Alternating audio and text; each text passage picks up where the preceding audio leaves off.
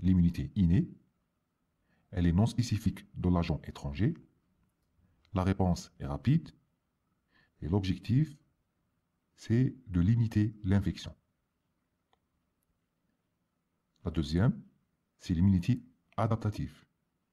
Elle est spécifique de l'élément étranger, est assurée par des mécanismes qui ne deviennent efficaces qu'après le contact avec l'antigène. La réponse est plus lente et l'objectif, c'est la suppression de l'infection. L'immunité adaptative, appelée aussi immunité acquise, c'est une immunité spécifique car elle est dirigée contre un seul antigène. Elle fait intervenir les lymphocytes B qui participent à l'immunité à médiation humorale et les lymphocytes T qui participent à l'immunité à médiation cellulaire. Toutefois, il y a coopération entre les différents types de cellules immunitaires afin d'aboutir à l'élimination de l'agresseur. Maintenant, on est tous d'accord qu'il existe deux types d'immunité adaptative. L'immunité adaptative à médiation cellulaire et l'immunité adaptative à médiation humorale. La réponse immunitaire à médiation cellulaire est essentielle dans l'élimination des cellules infectées par des parasites intracellulaires, comme certaines bactéries, à titre d'exemple l'agent de la tuberculose, le Mycobacterium tuberculosis, et les virus. Par exemple, le virus de l'immunodéficience humaine, le virus de l'hépatite B et le virus de la grippe.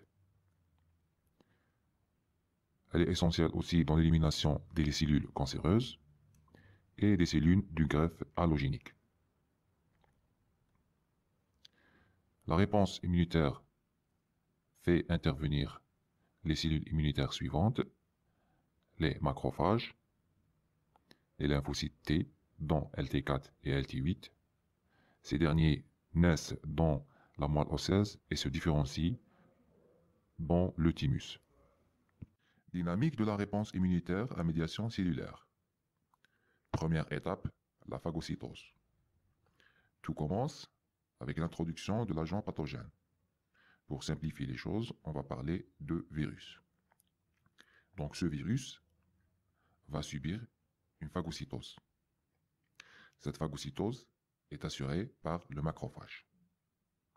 Le virus va être dégradé et certains fragments de ce dernier vont être présentés à la surface membranaire du macrophage. Ces fragments sont appelés les épitopes. Donc, le macrophage est une cellule présentatrice de l'antigène. La phagocytose est le prélude indispensable à la suite des événements. Deuxième étape, la sélection clonale.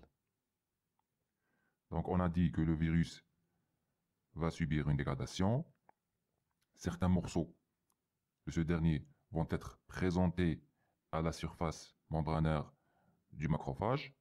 On a appelé ces fragments les épitopes. Le LT4 va reconnaître ces épitopes grâce à ces récepteurs membranaires. Donc le LT4, par la suite, il va subir une série de mitoses aboutissant à la formation d'un clone de LT4.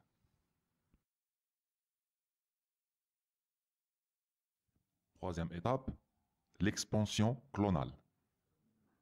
Le macrophage produit un messager chimique appelé l'interleukine 1 qui stimule davantage la division mitotique des LT4.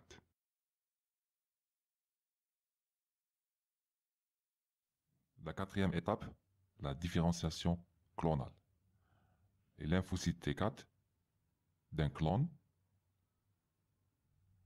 vont se différencier en deux types cellulaires. Certains vont se différencier en LT4 sécréteurs et d'autres vont se différencier en LT4 mémoire. L'intervention des LT8 Les LT8 représentent une autre population de lymphocytes T.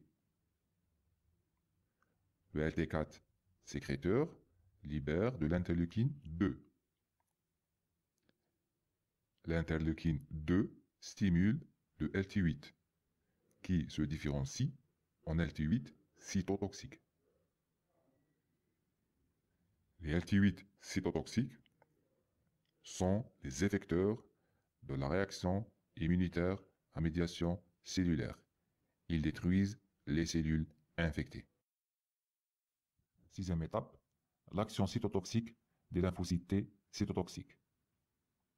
Le lymphocyte T cytotoxique reconnaît la cellule infectée grâce à ses récepteurs membranaires. Le cytoplasme du lymphocyte T cytotoxique contient des granules de perforine.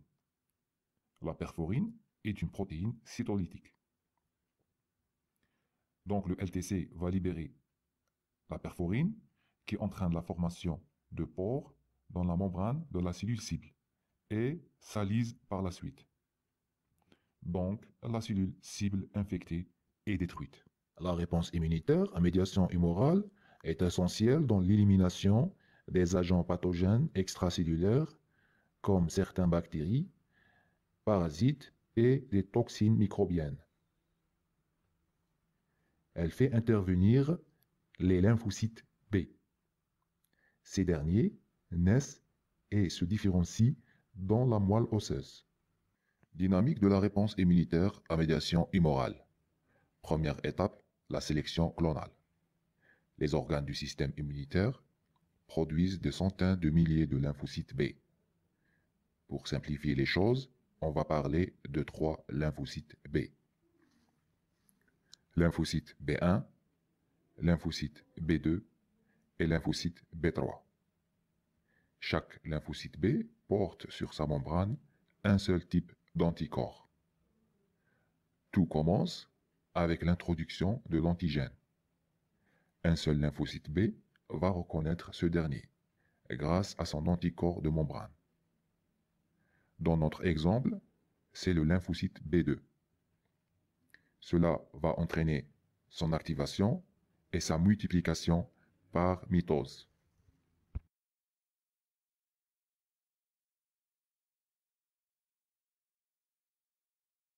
Deuxième étape, l'expansion clonale. La prolifération clonale des lymphocytes B2 va s'intensifier pour aboutir à plusieurs clones de lymphocytes B2 qui produisent tous les mêmes anticorps membranaires. Troisième étape, la différenciation clonale. Le clone de lymphocyte B se différencie en plasmocytes et en lymphocyte B mémoire, cellules à durée de vie longue qui seront prêtes à réagir rapidement en cas d'une nouvelle attaque par un même antigène. Il nous reste la quatrième et la dernière étape, la phase effectrice. Les plasmocytes vont sécréter des anticorps qui vont neutraliser les antigènes présents dans les liquides biologiques, formant des complexes humains. Les anticorps circulants caractérisent la réponse à médiation humorale.